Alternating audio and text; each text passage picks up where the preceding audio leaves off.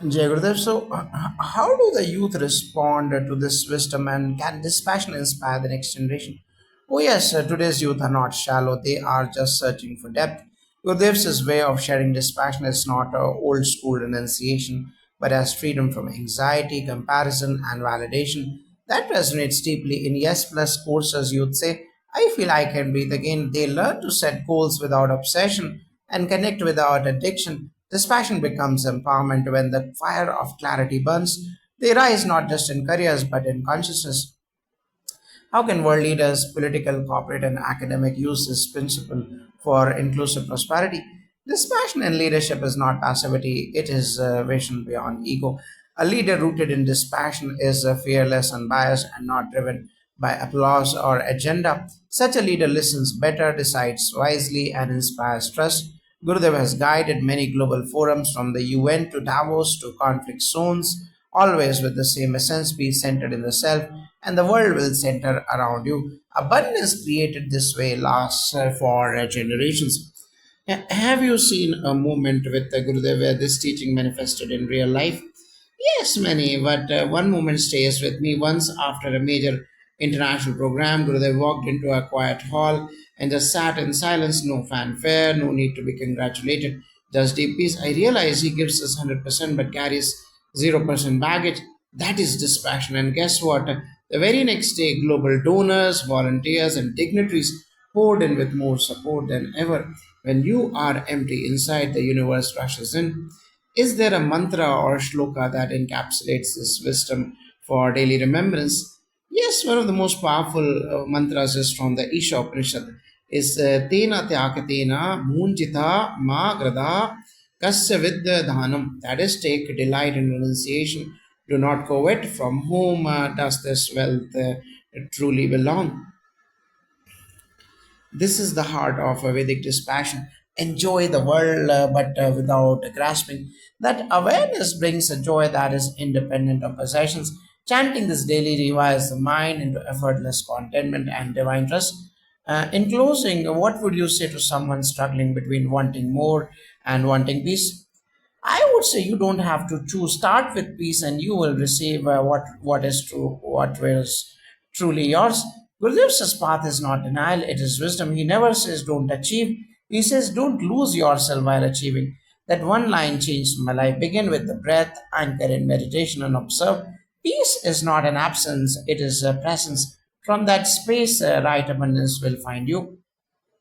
One final blessing for all our listeners and seekers.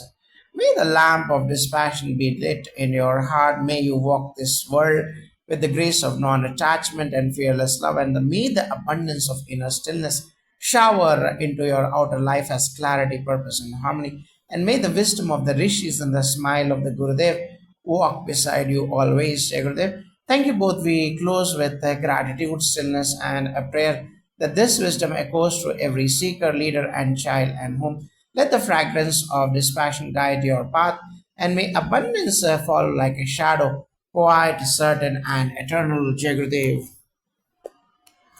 Jagadev, can this principle guide us in moments of grief, loss, or change? Absolutely. Dispassion is not coldness, it is inner warmth that doesn't break under pressure. Gurudev often says grief is natural, don't suppress it, but also don't drown it. When we feel deeply and let go gracefully, we become stronger in person loss. This teaching reminds us nothing is permanently yours. What comes goes. Be who we are. The self remains untouched. This passion helps transform loss into depth. From that soil, abundance grows again. Now, Acharya ji, how does this wisdom help preserve India's spiritual legacy in a globalized world?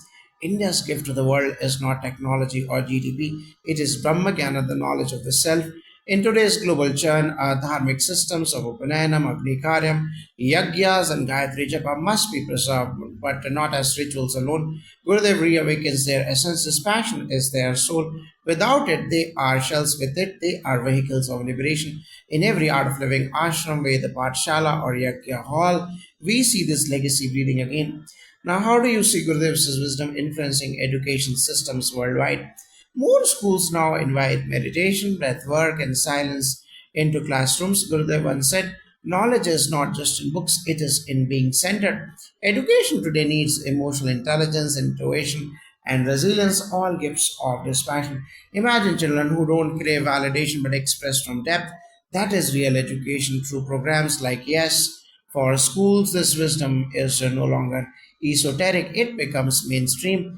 The inner and outer curriculum are finally meeting. What would a civilization rooted in this teaching look like? It's like a Ram Rajya, not in name but in spirit, where prosperity flows, yet people are not bound by it, where kings rule with humility and citizens live with dignity, when temples and tech coexist, where forests are sacred and cities are serene. This passion isn't and doesn't mean renouncing the world. It means living in the world without being consumed by it. That is the civilization the rishis envision, and Gurudev is rekindling that fire. In one word, what does Gurudev's quote feel like to you? It's like freedom and completion. Finally, what would you both offer a short guided prayer or invocation to invoke the state of dispassionate abundance? The chant is Om Purnamadaha Purnamidam Purnat Purnamaduchyate Purnasya Purnamadaya and Purnameda Vasyate. That is whole, this is whole. From wholeness arises wholeness, even when wholeness is taken from wholeness, wholeness remains. That is, let this inner wholeness blossom in us. Let our hearts be fully at free, and let us act, serve, and celebrate not from craving but from completeness. As Jai Gurudev, as we continue, for someone who reads this teaching today for the first time, what small step can they take immediately? Just pause, close your eyes for a moment, and take three conscious breaths. That's enough to begin. Gurudev says, start where you are, don't wait to be perfect. The path to dispassion is not about suppression but about awakening. The first step is awareness. With every breath, we can let go of a little of expectations, fears, attachments. From that space, life feels lighter and you begin to notice everything starts aligning.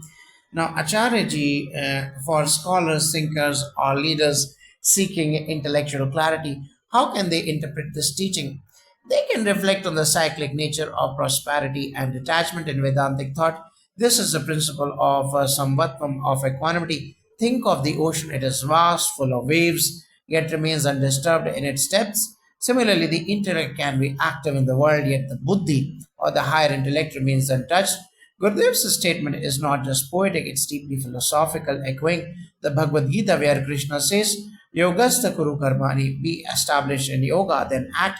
This is the practical wisdom of non doership amidst the dynamic action. What role does a seva or a selfless service play in reinforcing this balance between abundance and dispassion? Seva is the bridge between the two. When you serve, you forget yourself, and that forgetfulness dissolves ego and craving. At the same time, seva brings the fulfillment and unseen blessings, what you might call abundance. Gurudev often says, don't seek joy, be useful, and joy will find you. In seva, you act fully but claim nothing. That is a true dispassion, and the universe in turn gives you everything you need, often before you even ask. Acharyaji, in a world full of division and conflict, how can this one teaching restore harmony? This passion brings empathy without entanglement. Most conflicts arise from a sense of ownership of land, opinion, identity. Dispassion makes space for listening, forgiveness, and unity. Gurudev has used this very approach in conflict resolution across continents. When leaders let go of my way and tune into the way, peace prevails, abundance too arises because energy isn't wasted in division. Vedantic Dharma is rooted in this oneness of Vasudhaiva Kutumbakam. The world is one family, and this code reflects that eternal truth.